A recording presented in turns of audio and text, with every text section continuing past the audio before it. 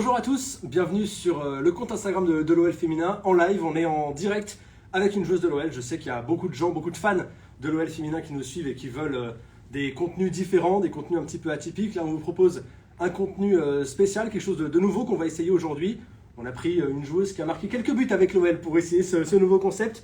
Eugénie Le Sommer est en live avec nous quelques minutes pour partager un petit moment sympa et surtout répondre à vos questions parce que c'est ça le but de cet exercice, c'est que vous puissiez poser des questions à Eugénie Le Sommer. Vous allez pouvoir poser toutes les questions que vous avez à lui poser. On a des gens juste derrière la caméra qui vont les trier, me les envoyer. Je vais pouvoir donc les poser à Eugénie Le Sommer. Eugénie, on va pouvoir commencer. Déjà, premièrement, comment ça va? Juste avant de rentrer dans le vif du sujet. Ça va très bien. Là, on sort d'une pré-saison avec 2 titres et donc voilà, on a hâte que la saison en D1 commence et puis c'est parti quoi. Ok, et ben c'est parti pour nous aussi. Je vous laisse dès maintenant poser vos questions à Eugénie Le Sommer. Eugénie, on va commencer avec une question de Tiva HMK. Quelle est ta série préférée en ce moment? Alors en ce moment, j'ai regardé The Last Kingdom pour ceux qui connaissent. Et j'ai regardé la dernière saison et ça m'a vraiment plu. Après, ma top série, c'est vraiment Game of Thrones. Mais là, c'est fini. Je me tâte pour recommencer dès le début pour me remémorer les bons trucs. Donc on verra. Et j'ai regardé aussi la dernière série que un peu tout le monde a regardé, qui est Nouvelle École. Donc voilà, un peu sur le rap en France et c'était sympa. Alors, on a plein de gens qui disent bonjour, des gens qui disent bonjour de près, et des gens qui disent bonjour de loin. On a des gens qui nous disent bonjour du Chili. Léa nous demandait comment tu as vécu ton expérience à OL Reign. C'est marrant parce que tu as eu l'occasion d'y retourner et de leur adresser un petit message, de leur montrer aussi la Ligue des Champions. Comment tu as vécu cette expérience à OL Reign? Question de Léa. Bah, vraiment, c'était une super expérience. Tant sur le plan humain que sportif, ça a été une expérience vraiment enrichissante sur tous les plans et j'ai kiffé tout simplement et je garde que des bons souvenirs. Et puis là, c'est sûr que d'y être retourné avec l'OL et d'avoir eu cette connexion aussi avec le club là-bas, c'était génial et on a passé des bons moments. Moi, j'étais super contente de retrouver les filles, elles aussi, elles étaient contentes de me voir. Donc, vraiment un bel accueil et c'était top. Et puis, bah, comme je disais, ma saison là-bas a été super, quoi. Elle est modeste, mais elle a été accueillie comme une star là-bas. On peut le dire. On nous demande, Isaline demande de qui tu t'inspirais quand tu étais jeune? Bah, on va dire que le footballeur que j'ai admiré, qui a été un peu mon idole, c'était Zidane, même si je regardais pas toutes ses vidéos, tout ça, mais c'était lui vraiment qui me faisait kiffer. Après, j'ai toujours aimé les grands joueurs, je regarde beaucoup de matchs à la télé, beaucoup de championnats, donc tous les grands joueurs j'aime bien et toutes les grandes équipes. Et j'ai un regard, j'essaye de prendre des choses un peu de tout le monde, on va dire. Elliot Girard qui nous dit c'est quoi ton plus beau souvenir à l'OL? Alors là, c'est une question difficile parce qu'il y en a un ou deux quand même. Ah, il y en a beaucoup. Il y en a déjà 8 souvenirs européens. Je vais dire la première Ligue des Champions parce que c'est ma première saison à l'OL, j'ai 20 ans. C'est première en Ligue des Champions et on la gagne cette année-là. Donc c'était vraiment des super moments, une superbe expérience. Et vu que c'était le premier, il avait une saveur particulière. Ok, Benji0973 nous demande comment se passe et s'est passée la préparation pour la saison. Bah, ça s'est très bien passé, on a eu une préparation un peu différente d'habitude on va dire parce qu'on a récupéré les joueuses qui étaient avec leur sélection nationale dans différents tournois autour du monde donc elles sont toutes arrivées un peu les unes après les autres mais on a démarré avec pas mal de jeunes et puis on a bien travaillé et voilà, comme on a démarré la saison avec 2 trophées, je pense qu'on peut dire qu'on a bien fait notre pré-saison. Et justement en parlant de la pré-saison, on va revenir sur ce déplacement du côté de Seattle. On nous demande, Suzanne demande que si tu pouvais décrire ton amitié avec Rapinoe en un mot. En un mot c'est difficile. Je dirais un peu comment dire, un peu folle. Elle est folle, moi je suis un peu moins folle, mais non, c'est je dirais une belle amitié. Ouais. Ok. Anaïs nous demande la coéquipière avec qui tu t'entends le mieux dans le vestiaire. C'est vrai qu'on a un vestiaire très, très sain. Tout le monde s'entend bien avec tout le monde. Après, il y a toujours des affinités plus avec les unes qu'avec d'autres. Mais je vais dire Ada parce que ça fait longtemps maintenant qu'elle est ici et on a toujours été proches. Donc voilà. Slane King qui nous demande comment tu abordes la D1 alors que vous allez être hyper favorite pour cette nouvelle saison. C'est vrai que l'an dernier, vous étiez les On était poursuivantes. outsider. Non, mais vous étiez les poursuivantes. Non, ouais. Vous Non, faut le deviez dire, reprendre oui. le titre. C'est ça. Aujourd'hui, à nouveau, tout le monde vous court après. Ouais, c'est vrai que on est favorite clairement et on assume notre statut de favorite. On débute la saison en voulant gagner le titre en championnat et comment on aborde la saison, comme d'habitude, on veut gagner. Ça change pas, hein, les matchs on les aborde de la même manière. C'est juste le regard des gens peut-être qui a changé sur nous parce que après la saison qu'on avait eu sans trophée, les gens pensaient que l'OL c'était fini. Même si nous on savait de quoi on était capable et on savait le club ce qu'il allait faire, mais voilà, confiante et ambitieuse. Et la transition est parfaite pour la question de Lyon-Flo qui demande quels sont les objectifs de la saison. Tout gagner. C'est facile, hein, quand tu es à l'OL, c'est tout gagner. Il n'y a pas de question à se poser, ce titre, non, on veut tout gagner, on veut gagner tous les matchs.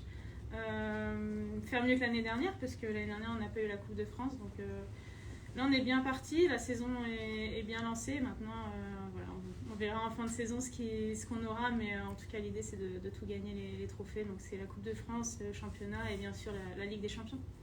Alors on a Selma Bacha qui nous dit Eugénie tu parles trop, alors ça... M'écoute pas, sors du live. Il y a pas mal de gens qui s'intéressent à ta jeunesse, c'est intéressant. On nous demande, Lilia Ferry 07 qui nous demande, est-ce que tu as toujours voulu faire du foot? Ouais, ça c'est vraiment la question. La réponse c'est toujours, depuis toujours. J'ai commencé avec un ballon, j'avais aux alentours de 2 ans et au début, quand j'ai voulu faire du foot, ma mère voulait pas m'inscrire au foot parce qu'elle avait peur du regard des gens, la place que le foot féminin avait à cette époque-là, c'était un peu compliqué. Et elle m'a dit, fais du judo plutôt. Donc j'ai dit, bon, d'accord. Mais j'avais toujours cette idée du foot. Et à l'âge de 4 ans, du coup, elle m'a inscrit au judo. Et 6 mois après, l'idée, elle était toujours là. Tous les jours, je lui disais, je veux jouer au foot. Et puis, au bout de 6 mois, elle a fini par accepter. Et voilà. Donc à 4 ans et demi, j'ai commencé et j'ai plus jamais quitté le foot. Et maintenant, je remercie ma mère d'avoir accepté. Et la question suivante, Lou N, Lou _ NN, nous demande dans quel club tu es allé quand tu étais plus jeune? J'ai fait beaucoup de clubs parce que j'ai pas mal déménagé un peu partout en France. J'ai débuté dans un club qui s'appelle l'AS Plumergat, donc c'est là où mes grands-parents habitaient, un petit village de campagne dans le Morbihan. Et ensuite j'ai beaucoup bougé, j'ai joué à Trélissac, j'ai joué à l'AS Garmer à côté de Lorient, j'ai joué à Lorient, à Saint-Brieuc, et puis j'ai atterri ici. Thibaut RC693, alors là pareil, il te met des questions, c'est compliqué. Quelle est la joueuse qui t'a le plus impressionné? Là, t'en as côtoyé quelques-unes quand même. Ah ouais, et puis j'ai beaucoup de joueuses qui m'ont inspirée, qui m'ont impressionnée. Je peux presque dire toutes les joueuses qui sont passées à l'OL, mais il y en a beaucoup. J'ai joué avec beaucoup de grandes joueuses et j'ai cette chance-là d'avoir côtoyé les meilleures. Donc forcément, quand je suis arrivée à Lyon, j'ai Lotta qui m'a beaucoup inspirée, qui a aussi été quelqu'un sur qui je pouvais compter. Elle me donnait des conseils et tout, donc c'est vraiment elle qui a été là au début de ma carrière professionnelle, on va dire. Donc, et puis moi, je l'admirais. Elle était parmi les meilleures attaquantes du monde. C'était la buteuse de l'OL. C'était quelqu'un qui était super agréable en dehors. Donc ça a été vraiment elle, on va dire. Surtout qu'à cette époque-là, c'était moins médiatisé, donc je la connaissais pas trop quand je suis arrivée. Et j'ai appris à la connaître. On a Selma qui commence à poser les vraies questions. Qu'est-ce qu'elle veut? C'est qui la plus chiante du vestiaire? Là, ça répond. Dans la question, il y a la réponse, Selma. Cherche pas trop loin. C'est vraiment, tu chauffes là. On n'est pas très loin avec la question suivante. Lyon-Flo encore qui demande qui est la joueuse qui met l'ambiance dans le vestiaire. Il y en a plusieurs. Compliqué d'en choisir une, ouais. Ouais, c'est vrai que c'est dur d'en choisir une, mais après il y en a plusieurs, il y a Gridge, Selma met l'ambiance d'une certaine manière. Après la musique, c'est la plupart du temps c'est Gridge, après Ellie aussi, mais il y en a plein, je pourrais en dire plusieurs. Léa elle nous demande pourquoi le numéro 9, est-ce qu'il y a quelque chose de spécial derrière ce numéro? Ouais, c'est un numéro que j'apprécie parce que on est 9 enfants dans ma famille, donc du coup c'était un numéro que j'affectionnais. Et puis c'était un numéro d'attaquante aussi, donc voilà. Et quand je suis arrivée à l'OL, il était dispo, donc c'est le numéro que j'ai eu et je l'ai jamais quitté. Et j'ai gardé ce numéro avec cette petite pensée. Justement, Anissa nous demande à propos du poste d'attaquante, est-ce que au fur et à mesure on développe des petites astuces spécifiques au poste? Est-ce que tu as des des petites astuces d'attaquante. Je vais pas vous dire mes secrets. Non, mais forcément, après, chaque joueuse est différente, mais comme je disais, moi j'essaie de m'inspirer un peu de tout le monde et de prendre des choses un peu de tous les joueurs que je peux regarder, aux joueuses. Mais même si je suis attaquant, j'ai pas le même jeu que les autres attaquantes et on est toutes différentes, donc j'ai un jeu qui est différent, mais je vous donnerai pas mes secrets. Alors là, on a une question assez spécifique. Ellie Carpenter demande qui est ton Australien préféré. Mon Australien ou mon Australienne? C'est écrit Australien, alors tu fais comme tu veux. Je pense qu'elle voulait dire... mais c'est parce qu'en anglais, il n'y a pas de... C'est ça, pas de genre sur les adjectifs. C'est ça, donc... j'en connais pas beaucoup, Ellie, et non, je dois dire que c'est toi mon Australienne préférée, et voilà, c'est une fille que j'apprécie dans le vestiaire, et à demain. Alice Eaton nous demande, alors, penses-tu que vous pouvez encore gagner la Ligue des Champions cette année? Non. Non, c'est bon. J'ai déjà répondu avant, mais bien sûr, et on y va pour gagner, on est confiante par rapport à ça, puisqu'on a gagné la saison dernière, et de toute façon, chaque saison à l'OL, on a envie de gagner la Ligue des Champions, et c'est l'objectif, clairement, et donc oui. On vous rappelle, n'hésitez pas à continuer à poser vos questions, il y en a plein qui arrivent, c'est super cool. On vous dit aussi on va recommencer, vu que ça a l'air de parfaitement marcher, vous êtes plein à poser des questions et c'est top, on va continuer à faire ça tout au long de la saison avec d'autres joueuses. Là on est encore pendant quelques minutes avec Eugénie, il y a plein de questions. Décidément, Selma Bachar encore nous dit Eugé, range tes affaires et arrête de les mettre à ma place. Oh. J'espère que le message est passé. Attends, je peux juste répondre. Vas-y, bien sûr. Parce qu'il faut que les gens sachent, Selma, elle est à côté de moi dans le vestiaire et elle met tout le temps ses affaires à ma place. Donc c'est pour ça qu'elle dit ça, c'est qu'en fait elle a tourné le truc, voilà. Donc Selma, c'est à toi de ranger tes affaires qui sont sur ma place. C'est important de remettre les choses à l'endroit. De rétablir la vérité. À l'instant, elle nous dit je sors à demain pour le vélo. Théo, directeur, nous dit est-ce que tu suis le parcours de l'OL masculin? Oui, bien sûr. Depuis toujours, depuis que je suis arrivée à Lyon, et même avant, j'ai suivi les épopées, tous les titres de champion qu'ils ont eu. Et puis, quand je suis arrivée à Lyon, j'ai commencé à aller à tous les matchs. Et même encore aujourd'hui, je suis une des plus assidues, on va dire. Et non, j'aime bien suivre l'équipe, même si on aimerait bien qu'ils remportent un titre, parce que ça fait longtemps. Mais voilà, le club fonctionne bien. Cette année, ils ont des ambitions. J'espère qu'ils arriveront à atteindre leurs objectifs. On l'espère et c'est plutôt bien parti cette saison. C'est cool. Et Elliot Girard avec une jolie question. Quel est ton plus grand rêve? Mon plus grand rêve, dans le foot, c'est forcément de gagner le plus de matchs possible, le plus de titres possible. Gagner la Coupe du Monde, on va dire que c'est le rêve ultime pour une footballeuse ou un footballeur. Les Jeux Olympiques aussi. Et après, à titre perso, mon rêve, c'est d'être heureuse dans la vie et que ma famille soit heureuse aussi. Donc, voilà. Alors, CL_GVN, là, j'ai du mal à prononcer, veut un petit peu plus de détails sur le retour aux États-Unis cet été. C'était émouvant, voilà, de revenir à ce moment-là. Il me semble que tu leur as dit que tu n'avais pas vraiment eu le temps de leur dire au revoir, c'est ça, et que c'était important de le faire vraiment. Oui, c'est vrai, parce que le dernier match de la saison, ça reste un match. On avait perdu du coup la demi-finale des playoffs. Et tu pars comme tous les autres matchs. Et là, c'est aussi l'occasion pour moi de remercier tous les supporters là-bas qui m'ont vraiment super bien accueilli et qui m'ont beaucoup soutenu là-bas. Et j'ai senti dès le début qu'ils étaient derrière moi. Et forcément, ça fait chaud au cœur. Donc, en retournant là-bas, je me devais aussi de les remercier de cette façon. Voilà, Jessica Silva qui nous dit Eugénie, doucement, please, otherwise I don't understand. Donc doucement, sinon je comprends pas trop. Mais si, tu parles bien, Jess. Chachalotte7 qui nous demande est-ce que c'est compliqué de devenir footballeuse pro? Oui, c'est compliqué dans le sens où tout le monde ne peut pas y arriver, où il faut beaucoup de travail, il faut du talent, il y a des paramètres qu'on ne maîtrise pas toujours, il faut aussi ce petit brin de chance peut-être, ou de réussite, ou les bons choix au bon moment. Après, quand tu veux vraiment quelque chose dans la vie, tu peux toujours y arriver. Et, je pense que c'est important de croire en ses rêves. Et aujourd'hui, si ton rêve c'est d'être footballeuse professionnelle, donne-toi tous les moyens d'y arriver et puis tu verras. Et justement, juste avant le live, Emma nous avait demandé quel conseil tu donnerais à une jeune fille qui voudrait progresser dans le foot? De travailler.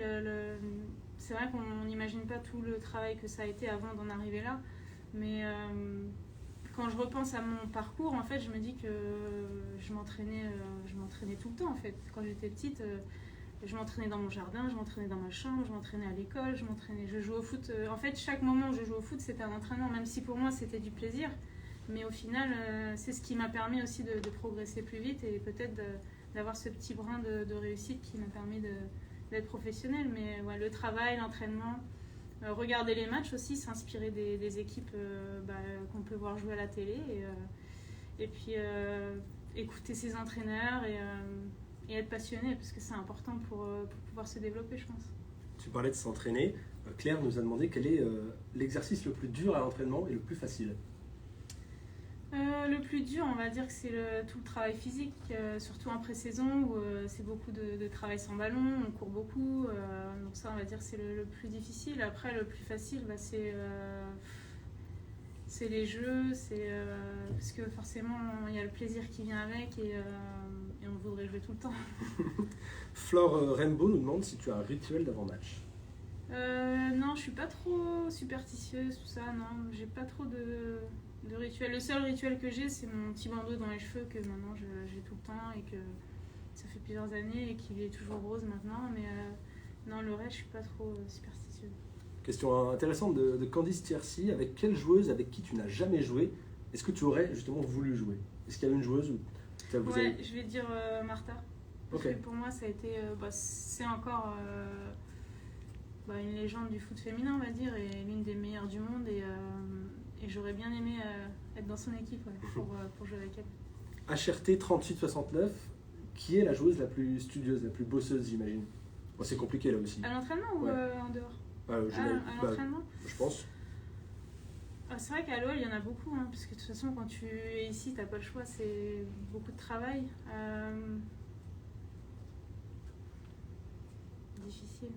Difficile comme question. Non, il y en a beaucoup, ouais, c'est...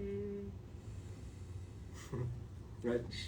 Je vais dire les blessés, là, aujourd'hui, c'est celles qui travaillent, qui bossent dur, qui s'acharnent au travail, parce qu'il faut qu'elles reviennent. Donc là, on a beaucoup de blessés, et quand je les vois en salle de soins, en salle de muscu, sur le terrain, ouais, c'est là où c'est difficile, et c'est là où c'est important d'avoir les autres à côté pour les soutenir.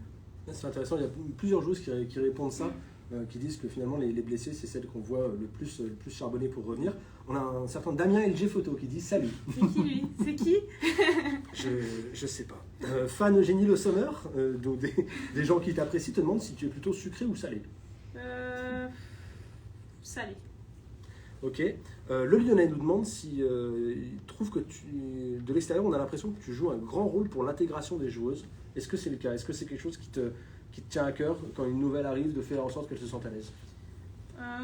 Forcément, c'est quelque chose qui me tient à cœur, mais je pense comme beaucoup de monde, tu as envie que les gens se sentent à l'aise dans l'environnement où ils sont. Après, je viens d'une famille nombreuse et peut-être que c'est aussi naturel chez moi dans une équipe que tout le monde s'entende bien, etc. Parce que c'est ce que j'ai vécu chez moi aussi, donc peut-être que j'y prête plus attention. Et après, je suis quelqu'un qui aime bien être avec tout le monde, qui s'entend bien avec tout le monde. Donc voilà, et je pense que c'est important, je le ressens encore plus maintenant que j'ai été aux États-Unis, mais d'accueillir les joueuses qui sont loin de chez elles, qui parlent pas la langue, etc. Parce que c'est le meilleur moyen de bien les accueillir, c'est le meilleur moyen pour qu'elles réussissent sur le terrain et qu'elles nous aident à gagner des titres. Donc je pense que c'est aussi une des choses qui fonctionne bien au club et à l'OL, c'est que tout le monde est bien intégré et ça permet d'avoir une osmose sur le terrain. Ok. Nissa Ronaldo, alors une question peut-être un peu biaisée, nous demande qui est ton joueur masculin préféré? C'était Zidane. Après, aujourd'hui, honnêtement, j'en ai pas un. J'aime beaucoup de joueurs, mais tous les grands joueurs, mais non, j'en ai pas un seul. Ok. La question intéressante qui va nous arriver de Anis du Foot 49. Continuez à nous envoyer vos questions. Est-ce que le fait d'être footballeuse professionnelle te laisse assez de temps dans ta vie privée? Tout dépend de ce que tu souhaites aussi. Moi, je sais que je suis focalisée sur ma carrière, donc je fais attention à pas mal de choses et j'essaye du moins possible de me disperser et de vraiment tout mettre en œuvre pour que je sois performante sur le terrain. Donc, je fais pas grand-chose à côté du foot parce que ça prend déjà beaucoup de place dans ma vie, mais après, ça dépend des choix. C'est sûr que c'est plus difficile de voir la famille parce que tu as moins de temps. Après, quand tu as du temps, tu essaies d'en profiter. Donc tu fais des sacrifices, mais tu sais pourquoi tu les fais.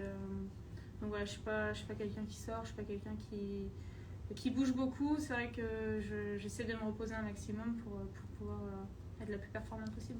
Mais c'est bien la preuve que c'est une carrière où il faut être absolument focalisé. Footballeuse actu ou non, qu'est-ce que tu ressens quand tu marques?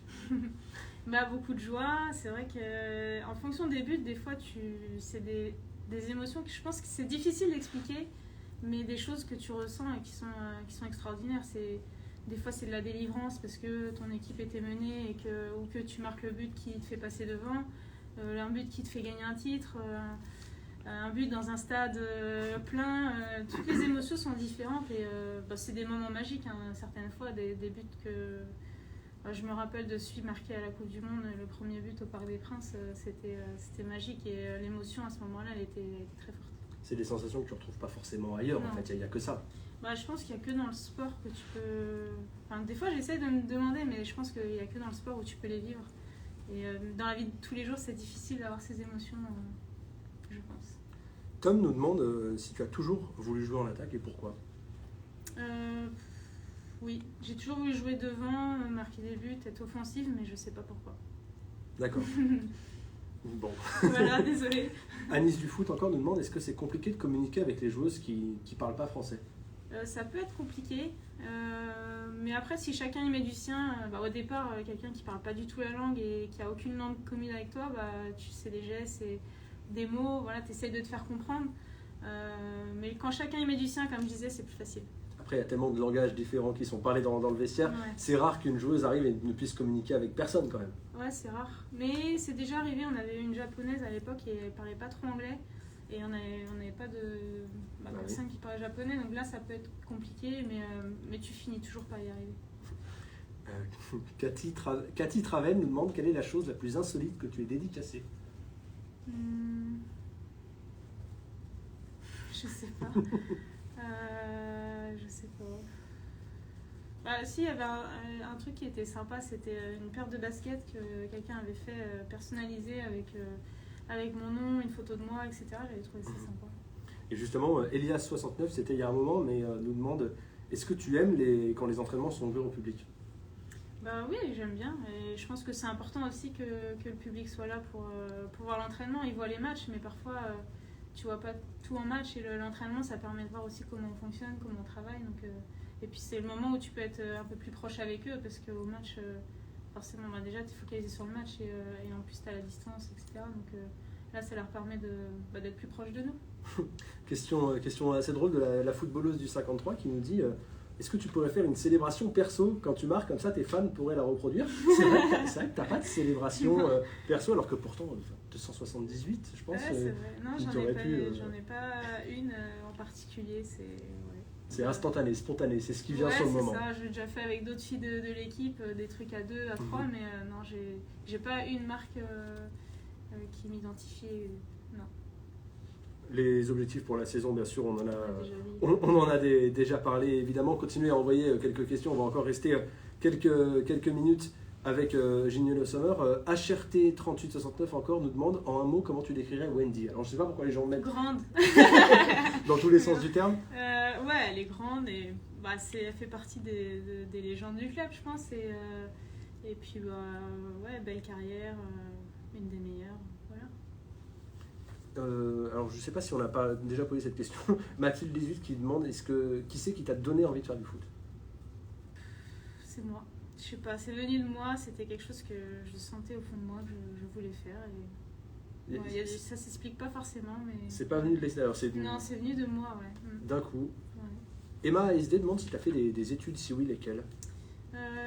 J'ai passé mon bac et ensuite j'ai fait un diplôme d'éducatrice sportive, donc un BPGEPS.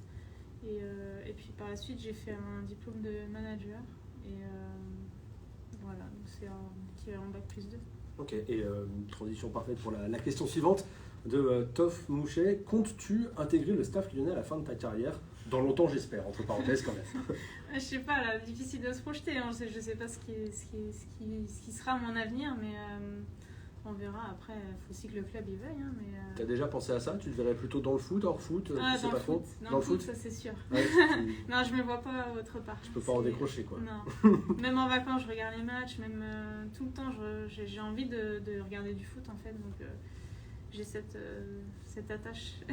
Donc ça sera dans le foot, après je sais pas exactement quoi. Et j'ai encore un peu de temps pour y penser, mais ça peut venir vite, donc on y pense. Et c'est important même pour les plus jeunes d'y penser, parce qu'on ne sait jamais ce qui est fait, de quoi est fait notre avenir. Donc, Lucille LDT nous demande combien d'heures d'entraînement par semaine. Entre le collectif et l'individuel, ça doit faire beaucoup. Ouais, et puis c'est difficile à quantifier en fait, parce que les étirements, c'est pas de l'entraînement, mais c'est de l'entraînement. Donc, regardez les matchs, combien de temps ça, c'est... Ouais. Non, mais c'est vrai, c'est de l'entraînement aussi. Mais sur le terrain, en tout cas, c'est environ 2 heures par jour, tous les jours, et plus le match le week-end. Ok. Flore Rainbow nous demande quelle est ta musique préférée. Ma musique préférée. Bon, j'aime beaucoup de musique. En ce moment, qu'est-ce qui tourne Dernièrement, j'avais bien aimé la musique de Stranger Things. Ok. Qui tournait. Ouais. C'était Kate Bush, c'est ça, je crois. Je connais pas l'artiste, mais ouais. J'espère que c'était Kate Bush, sinon je vais me dire une bêtise. Lindsay Oran demande qui est ton américaine préférée. C'est pas bien ce que tu fais. Je les aime toutes. Là aussi, c'est compliqué de se gérer. Ouais. Eugénie, merci beaucoup d'avoir pris ce petit moment pour répondre aux questions de la communauté. On en a eu plein. Merci à vous, d'avoir posé autant de questions. On va se retrouver bientôt, nous, avec d'autres joueuses. On va continuer à faire ça. Je suis content, ça a l'air de... On dirait que ça vous a plu. Merci à Jeanne, merci à Alexis et Jean-François derrière la caméra qui ont bossé avec nous sur ce live. Merci encore, Eugénie. C'était super intéressant d'apprendre tout ça sur toi. On te dit à bientôt. On espère te retrouver bientôt sur les terrains. Bah oui.